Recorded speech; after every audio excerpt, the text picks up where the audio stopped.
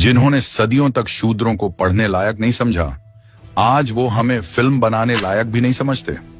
जिन्होंने हमारे पुरखों को मंदिर के बाहर रोते देखा, वो आज हमारी मूवी से डर के बौखला रहे हैं।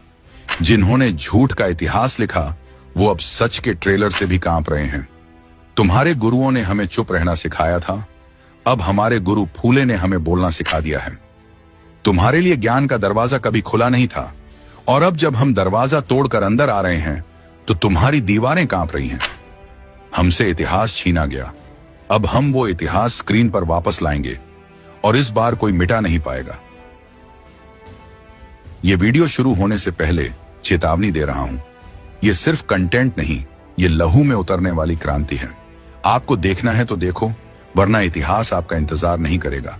और जब अगली पीढ़ी सवाल पूछेगी कि जब वक्त था तब तुम कहां थे, तो याद रखना, चुप्पी भी गुनाह होती है। दोस्तों, अगर आप इस वीडियो को पूरी शिद्दत से देखना चाहते हैं तो आगे बढ़िए, वरना अभी छोड़ दीजिए।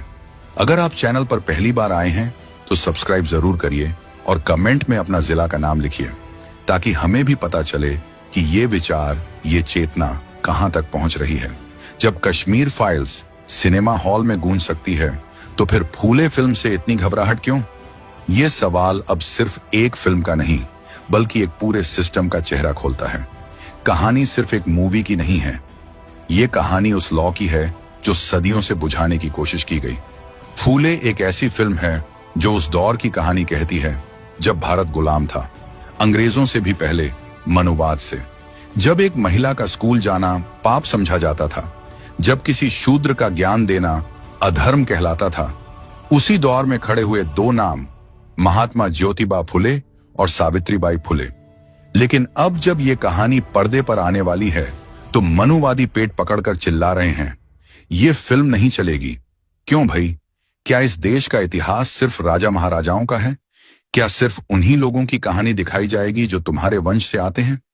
जरा सोचो, एक फिल्म जो शिक्षा, समानता और इंसाफ की बात करती है, उससे अगर तुम्हारा सिस्टम हिल रहा है तो समझ लो तुम्हारा सिंहासन ही झूठ पर टिका था। सच ये है, फूले मूवी तुम्हारे डर का आईना है।